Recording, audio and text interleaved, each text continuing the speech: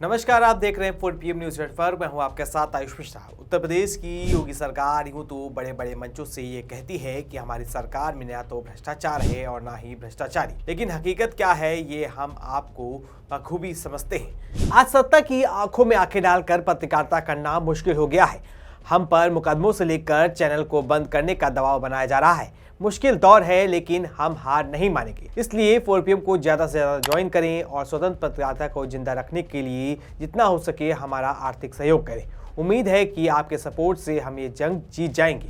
आपको बता दें कि उत्तर प्रदेश में योगी सरकार औद्योगिक विकास का ढिंढोरा पीटती है, लेकिन CAG की नई रिपोर्ट ने सच्चाई उधार दी है। विधानसभा में हाल ही में पेश की गई CAG की रिपोर्ट में कई चौंकाने वाले तथ्य सामने आए हैं। आरोप है कि जाली दस्तावेजों के आधार पर करोड़ों के बड़े ठेकों का आवंटन किया गया था। विधानसभा में पेश की गई CAG की रिपोर्ट बताती है कि UPSIDA यानी उत्तर प्रदेश राज्य औद्योगिक विकास प्राधिकरण ने फर्जी कागजों पर 255.75 करोड़ रुपए के ठेके 2 कंपनियों को दे दिए। ये पैसा आम आदमी के टैक्स का है जो विकास के नाम पर लूटा गया। सरकार की लापरवाही और भ्रष्टाचार की वजह से ये फर्जीवाड़ा हुआ। पूरे मामले की अगर बात करें तो 2015-2016 में मेसर्स बालाजी बिल्डर्स को 13 ठेके दिए गए, कुल 143.22 करोड़, जिसमें 2 औद्योगिक सेक्टर विकसित करने थे, लेकिन कंपनी के अनुभव प्रमाण जाली थे। कोई जांच नहीं हुई, ठेका दे दिया गया। बाद में 2017 में पकड़ा गया तो ठेके रद्द कर दिए गए। ठीक इसी तरह messrs Akash engineering and builders को 2 ठेके दिए गए तो 12.53 करोड़ के, जिनके अनुभव सर्टिफिकेट और फिक्स डिपॉजिट यानी FD के कागज भी फर्जी 2018 में रद्द हुए। कुल 255.75 करोड़ रुपए का खेल। वही रिपोर्ट कहती है कि 27 और ठेके भी अपात्र कंपनियों को दे दिए गए, जबकि बोली लगाने वालों की क्षमता चेक ही नहीं की गई। ऐसे में अब सवाल उठ रहा है कि इतने बड़े ठेके कैसे पास हो गए। UPSIDA के अधिकारी सोए हुए थे या मिले हुए थे। कागज जाली थे लेकिन टेंडर पास।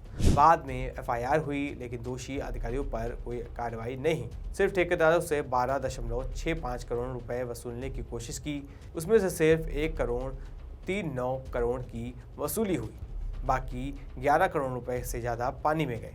16 कामों में 13.71 करोड़ क्षतिपूर्ति नहीं ली गई। 34 कामों की क्वालिटी टेस्ट फीस 1.63 करोड़ रुपए नहीं वसूली गई। मतलब सरकार का पैसा लूट गया और कोई जवाबदेही नहीं। क्योंकि सरकार 1 डिस्ट्रिक्ट 1 प्रोडक्ट और औद्योगिक विकास का दावा करती है, लेकिन CAG की रिपोर्ट कह रही है कि विकास का पैसा फर्जी कंपनियों की जेब में गया। रोजगार के नाम पर झूठ, 32,000 करोड़ रुपए निवेश और 35,000 नौकरियों का दावा भी गलत पाया गया। असल में पैसा बर्बाद, प्रोजेक्ट अटके, उद्योग नहीं लगे। अब सवाल ये उठता है कि सरकार क्या कहती है, तो जवाब है कुछ नहीं।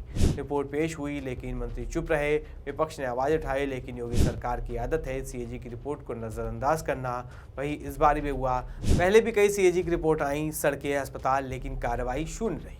ये दिखाता है कि भ्रष्टाचार पर लगाम नहीं, बल्कि सरकारी मशीनरी फर्जीवाड़े को बढ़ावा दे रही। अधिकारी जानते हैं कि सजा नहीं मिलेगी, इसलिए फर्जी कागज पास करा देते हैं। जनता के नज़रिए से अगर देखें तो आम आदमी सोचे 255 करोड़ रुपए से कितने स्कूल बन सकते थे, कितने गांव में पानी बिजली पहुंच सकती थी, कितनी नौकरियां लग सकती थी, लेकिन ये पैसा फर्जी बिल्डरों और लापरवाह अधिकारियों ने मिलकर लूट लिया। योगी सरकार डबल इंजन की बात करती है, लेकिन ये रिपोर्ट दिखा रही है कि इंजन में भ्रष्टाचार का इंजन फिट है।